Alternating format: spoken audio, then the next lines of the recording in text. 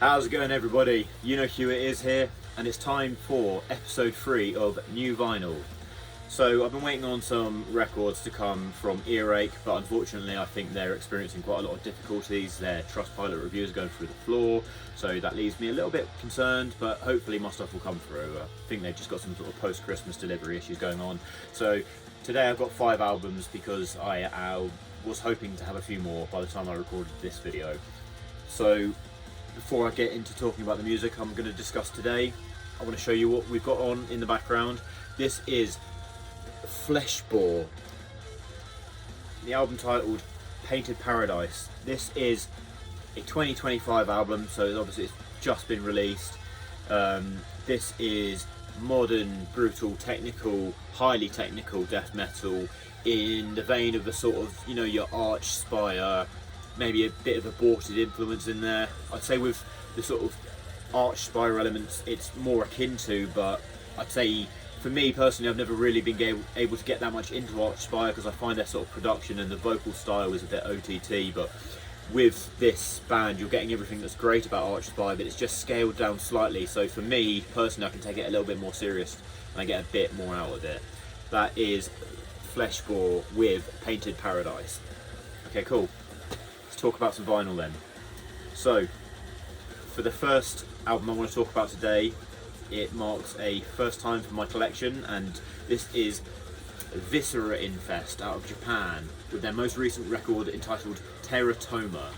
Now I say first because I don't own any gore or gore adjacent genre records in my collection. It's a genre that I'm still quite alien to and I'm still getting into. It's been quite off-putting for me for quite a long time, but actually I'm slowly acclimatising myself to it with bands like obviously Viscera Infest and Last Days of Humanity. But I don't quite know what the fuck's going on in this cover. This is obviously some kind of medical abnormality. The image on the back would probably get this video taken off YouTube, so I'm not going to show it to you, but I'm sure you can find it if it's out there. Obviously it has all the hallmarks of a gore grind record, you know, that sort of tin can snare, and you know, there's demonic, monstrous, behemoth-like vocals, crazy full mix with just unrelenting riffs that will just swirl around you and crush you. But it's done with a sort of almost death metal style approach, so you can latch onto certain segments and grooves that make it even slightly more accessible than your typical, you know, output that you'd find in this genre. Although, you know, it's still a very hard and aggressive record. These guys are playing in Manchester in a couple of months, and you know, I'd really like to be able to go up and see them, but I live in the middle of fucking nowhere in the south of England, so it's not very easy or cheap for me to go up there. But yeah, that is Viscera Infest with Teratoma. I'm just going to show you the nearly showed the back on there. This is the colour pressing that I got, which kind of matches up with that album cover colour. Really kind of murky orange, vomit, fucking chocolate orange, Jaffa cake colour going on there. So yeah, really nice pressing. I'm just going to tuck this one away, and then we can talk about the next album in my collection, shall we? So next record I've got is a classic, and this is Ulver with their, I believe, 1993 debut record entitled Bergtatt, which I might not be pronouncing correctly because I don't speak Norwegian. I think these guys are Norwegian, I'm just gonna go with that. Ulver are a classic and foundational band in the traditional sense of death metal, black metal, and were one of the pioneering bands of the genre. The interesting thing about Ulver that sets them apart from a lot of their contemporaries, particularly back in the day, while you had bands like, you know, your Dark Thrones, Emperor, Bergtatt, Mayhem, obviously, that were all, you know, pioneering bands, but they were made more infamous by the sort of strange and oftentimes quite pathetic controversies that they got caught up in. Ulver over here have always taken a more classy approach, and they stayed clear of a lot of that stuff, and over the years their sound has developed. So on Bergtatt here you're given a very typical 90s, quite raw approach to black metal with, you know, ferocious vocals, but there's also clean singing. And one thing that's the most important to note about Ulver is that they were really the first major band to incorporate heavy folk elements and folk passages in their music, which would obviously go on to become a massive influence on a lot of bands. Particularly of note for me would be US bands like Agalloch and Panopticon.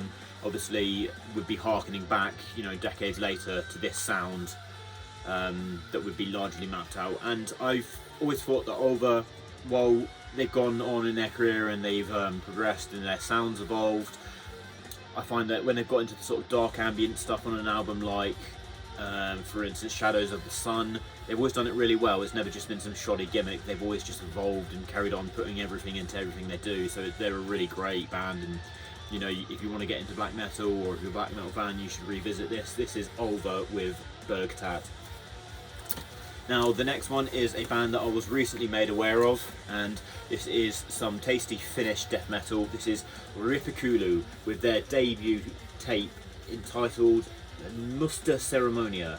Again, this is Finnish, and all the song titles and lyrics are in Finnish on this band, on this record. And the interesting thing about that is that Rippikoulu are alleged to be the first major metal band, or not so major cult metal band, to sing in their native tongue.